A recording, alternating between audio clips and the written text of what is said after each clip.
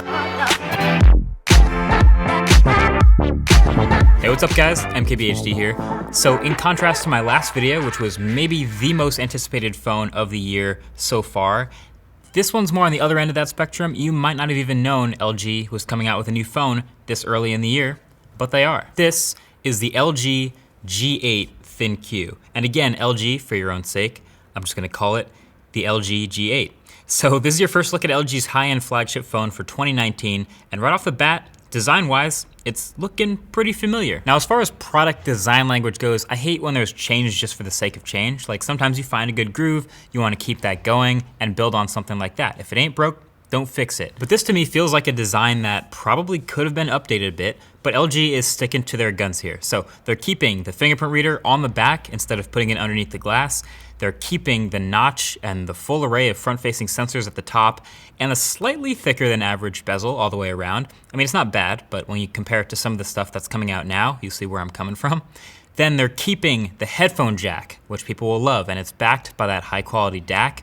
They're keeping the boombox speakers that kind of vibrate the phone at high volumes, but that get really loud. It's still IP68 certified. It still has the Google Assistant button on the left-hand side, and it still has dual cameras. They did shrink the camera bump to 0 though, so credit to them for achieving the rare, perfectly flat back. That is nice, and the phone itself isn't actually that thick either, so it's nice to get this balanced feel in the hand. And the specs are updated for 2019, as you'd expect. So Snapdragon 855, and then every spec will be 6 gigs of RAM and 128 gigs of storage, and there's a 3,500 milliamp hour battery, which should be good enough for this 6.1 inch OLED display. But of course, really using the phone will reveal whether that's true or not. But yeah, as far as drastic or noticeable design changes, that's not really what's going on with the LG G8. I mean, I guess I understand the fingerprint reader on the back, keeping it, you might not want to go ultrasonic under the glass with this first generation. Maybe you wait it out a little bit, put it in the V series phone later this year. I get that. But the notch and the bezel are actually starting to look kind of dated, which, I mean, again, if you're coming from an older phone, you might not mind that as much, but you gotta look at what you're up against. So what LG's really banking on is their 2 main new features that will hopefully sell you on an upgrade. So you may notice there's no holes or cutout at the top of this phone where the earpiece or speaker usually is. And that's because LG's brought some of that fancy vibrating OLED tech down from their TVs into the phone. So it's called Crystal Sound OLED. And so essentially the top half of the OLED display is the front-facing earpiece now. So you get to put your ear up to it and use it just like any normal phone call. But the advantage is now it's holeless, so it's better for water resistance. The sweet spot is bigger to hear your phone calls clearly. And because it vibrates, if you're in a loud environment where you can't really hear it as well, you can literally put it up against your cheekbone and it will work like bone conduction. This is a Samsung phone, so it's not this one, but it'll work like a bone conduction speaker if you put it up against your face in a loud environment so you can hear it better.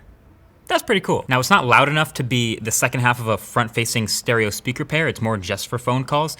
But how sick would it be if the tech got good enough to actually make that happen, for it to be a really full speaker? How dope would a totally bezel-less full-screen phone be that still has stereo front-facing speakers because the screen vibrates? Think about it. Anyway, the second new feature is all up in these front-facing sensors in the notch, and it uses the IR blaster and the receiver and the new time-of-flight Z-axis camera to do some interesting stuff that they're calling Vein ID and Air Motion. So Vein ID is a biometric unlock that extracts an image via absorption characteristics of the hemoglobin in the blood in your hand.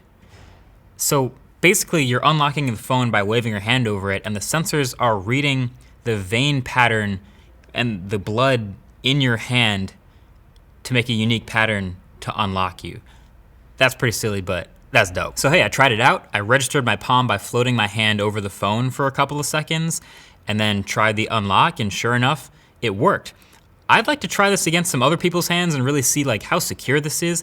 It might not even be as secure as the 3D facial recognition that it also has, but it's pretty cool nevertheless to just wave over your phone and it unlocks for you. You get to avoid that awkward like leaning in over your phone to unlock it, like you have to do sometimes with Face ID. And then the other new feature is Air Motion, which is improved with the IR blaster and all the same camera stuff to do more things by waving over your hand. There's more shortcuts and more things you can do without touching it. So to activate it, you have to hold your palm over the phone at just the right angle, and you'll see this little bar appear. And once you get it just right, then you back your hand up a couple inches, And when you do, you'll see an image of your now motion tracked hand appear on the screen, and you can do actions from there. So from there, you can do customizable app shortcuts to open stuff. You can dismiss or enable phone calls, alarms, change volume, take screenshots, etc. And it's kind of cool when it works. You can be watching a YouTube video, for example, and do the whole gesture thing to get it to play.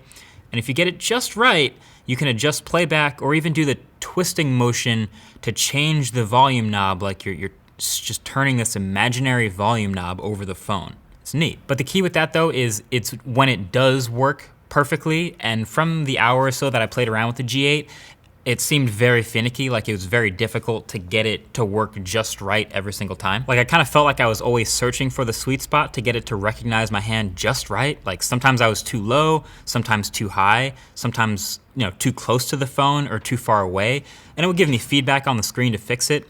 But I guess the longer you use the phone, the more you'll get used to it and conquer the learning curve and get it in the sweet spot every time. But the fact that it was so finicky kind of gave it this gimmicky feel, like I didn't really want to go through the learning curve to get it to work. But endgame, I guess, in a perfect world, if this works exactly the right way, you're cooking or something and you got stuff on your hands, so you want to just wave over your phone and open up a clock and set a timer, boom, just does it just like that. You don't ever have to touch your phone or get stuff on your hands on your phone. But as of right now, it's like, you can open apps, but then what?